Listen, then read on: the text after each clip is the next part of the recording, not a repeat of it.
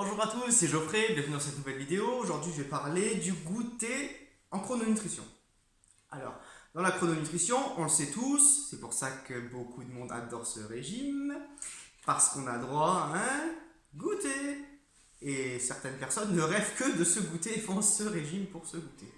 Ce n'est pas un régime, pardon. Ce mode de vie.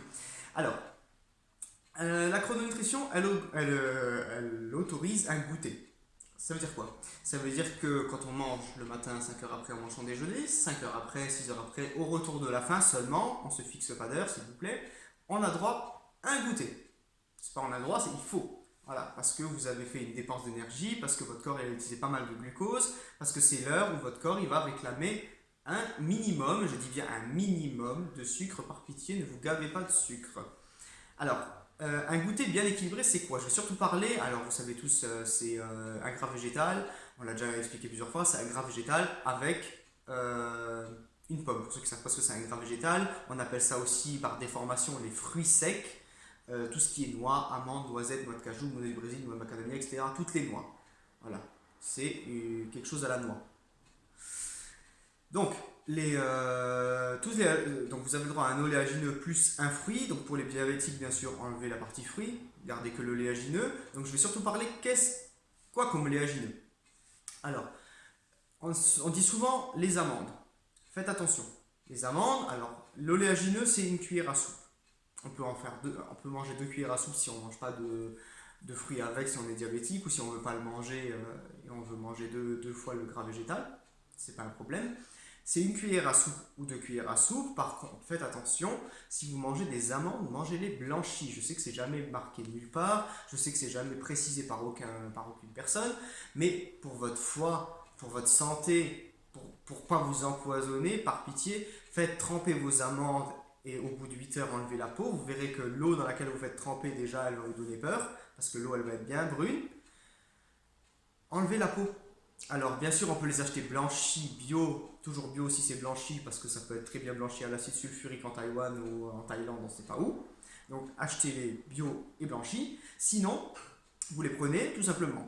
Vous prenez une poignée d'amandes, vous les mettez dans l'eau, vous mettez un petit peu de sel de bonne qualité, une toute petite goutte de vinaigre pour acidifier, et vous mettez ça au frigo pendant 8 à 12 heures. Voilà.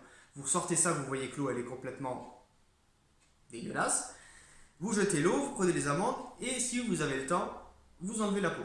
C'est toujours mieux d'enlever la peau. Et vous verrez que l'amande elle est plus moelleuse, elle a une autre texture, un autre goût.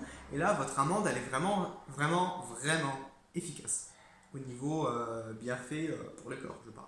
Parce qu'en fait, on a débarrassé la graine de son poison puisqu'on l'a fait germer.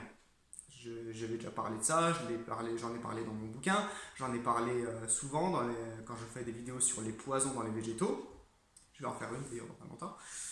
Voilà, l'amande contient du poison, contient du cyanure, contient de l'acide phytique, et donc du coup le fait de faire tremper, l'amande va germer, donc pour germer va lâcher son acide phytique et son arsenic et toutes ces cochonneries qu'elle contient. Voilà, donc elle va être mangeable. Donc par pitié ne mangez pas des amandes ou d'autres.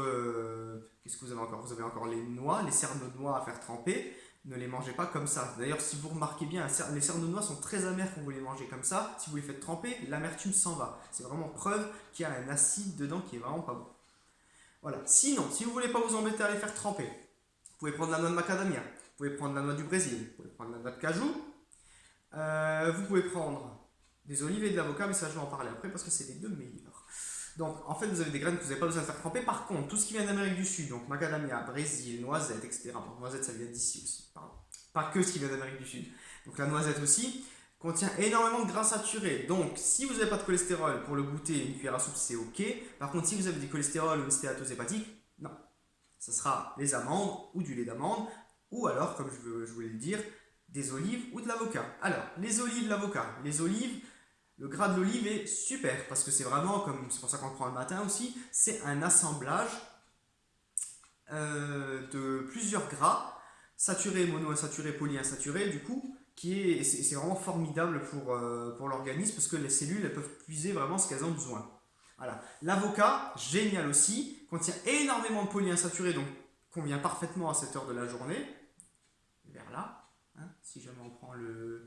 Là, vous le voyez à l'inverse, hein, donc là, normalement, il est censé être 17h, mais vous croyez qu'il est 7h. Bon. Vous m'avez compris.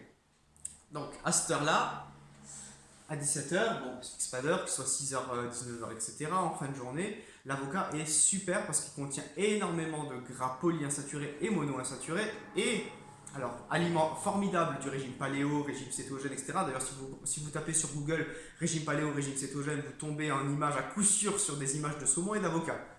C'est à coup sûr ça, parce que l'avocat est vraiment formidable au niveau des acides gras et contient vraiment pas beaucoup de sucre. Même si vous cherchez sur Google, vous tapez glucides, avocat, etc., vous pouvez tomber sur quelque chose entre 6 et 8 grammes de glucides.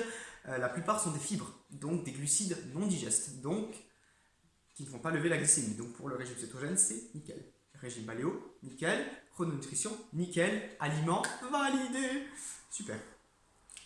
Donc, avocat olive, génial. Donc si vous ne pouvez pas vous caler avec un avocat olive, vous n'en avez pas à en manger tout le temps ou vous n'aimez pas. Donc on prend en premier les amandes à faire tremper ou à manger blanchies. Ensuite, vous pouvez prendre ou bien des noix de cajou, des noix du Brésil si vous n'avez pas de cholestérol, noix de macadamia si vous n'avez pas de cholestérol, ou un mélange de graines tout simplement. Ça peut s'acheter, ça marche très bien aussi, un mélange de graines avec 2-3 fruits secs, ça marche très bien. Voilà, courte vidéo pour vous parler des oléagineux, j'espère que j'ai été assez clair. Pareil, geoffrey.fazi@laposte.net, c'est marqué juste en bas si vous voulez m'envoyer un mail, sinon laissez-moi un commentaire. Et passez une agréable fin de journée. Au revoir.